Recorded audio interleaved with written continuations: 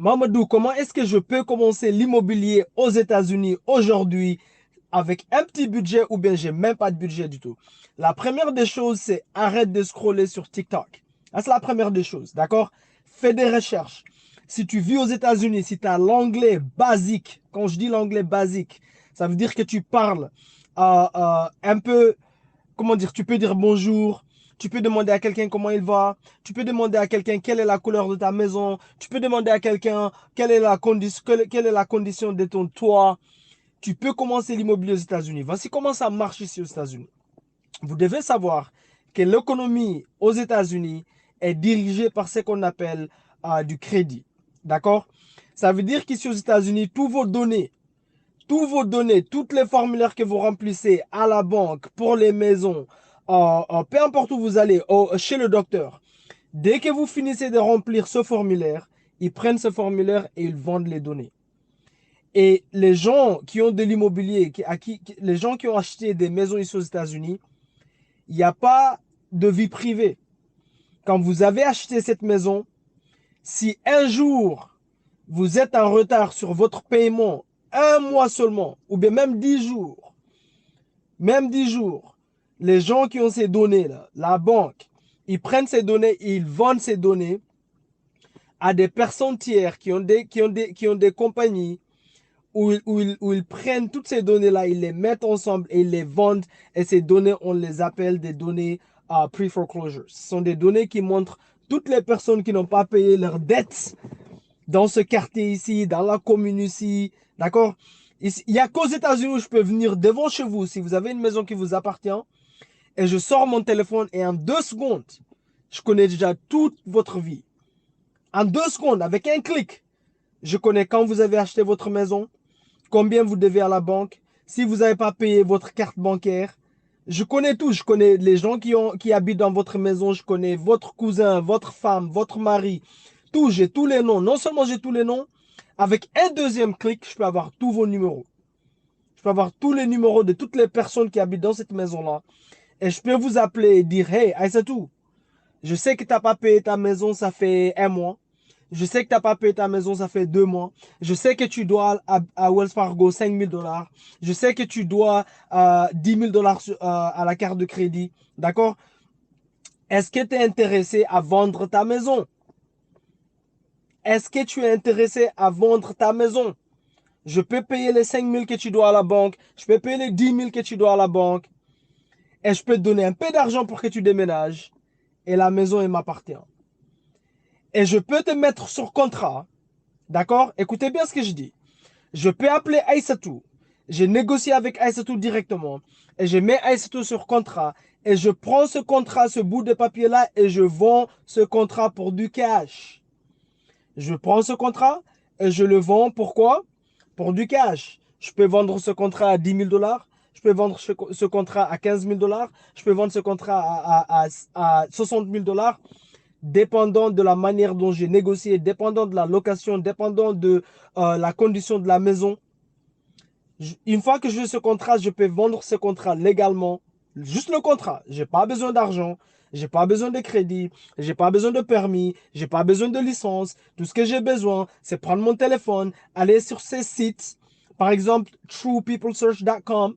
Je peux aller sur ce site-là et trouver ton nom, ton numéro gratuitement et je t'appelle sur ta maison que tu dois de l'argent, que tu dois de l'argent à la banque sur, ou bien que tu as des dettes de crédit, machin, peu importe. Et je t'appelle, je négocie avec toi, je mets cette maison sur contrat et je prends ce contrat et je la vends pour du cash.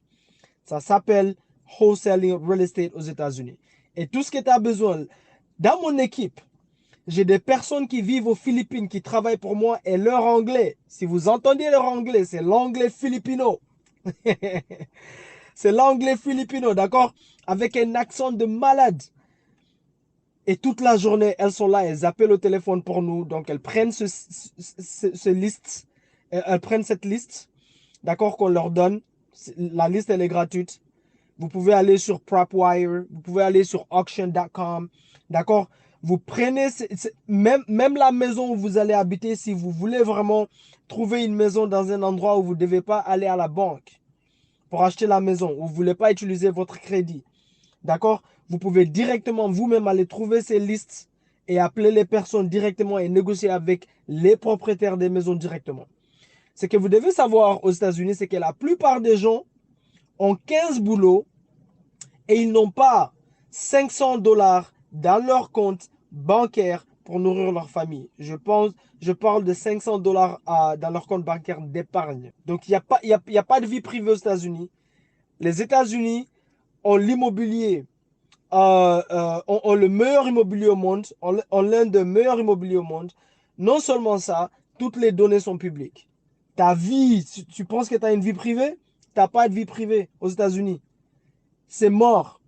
Dès que tu as ce qu'on appelle un numéro social, c'est fini. Ta vie, elle est dehors.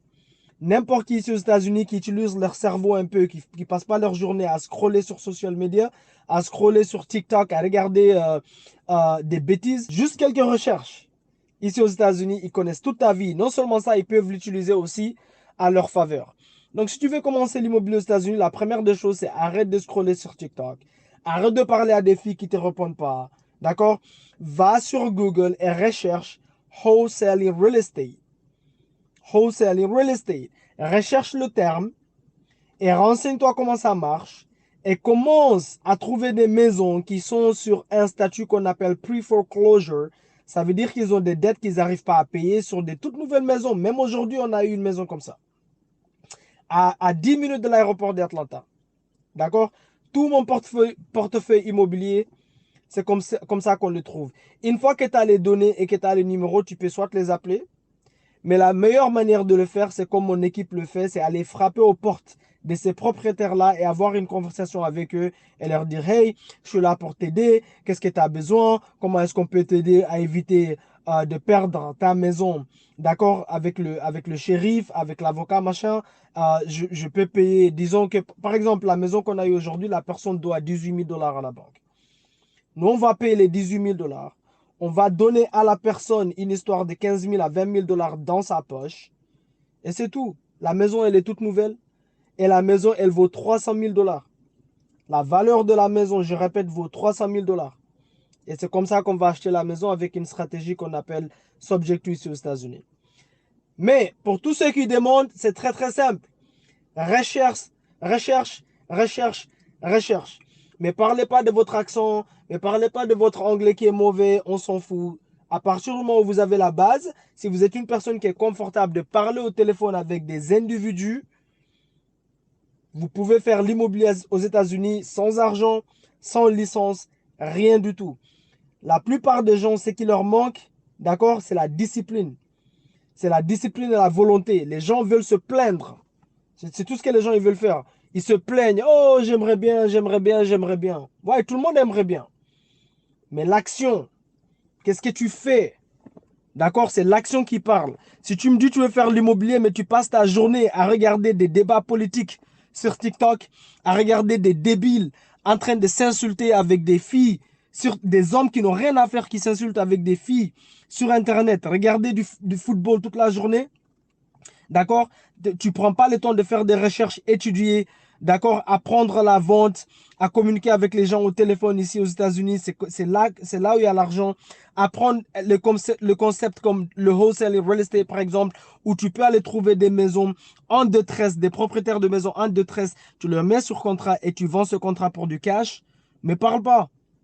Tu es juste une personne qui aime se plaindre. Et personne s'en fout de tes problèmes. Tout le monde a des problèmes. Lève-toi et fais le travail. Lève-toi et fais le travail. Les opportunités ils sont là pour les gens qui ont envie de faire le travail, pas pour les fainéants. D'accord? Boum, boum, boum.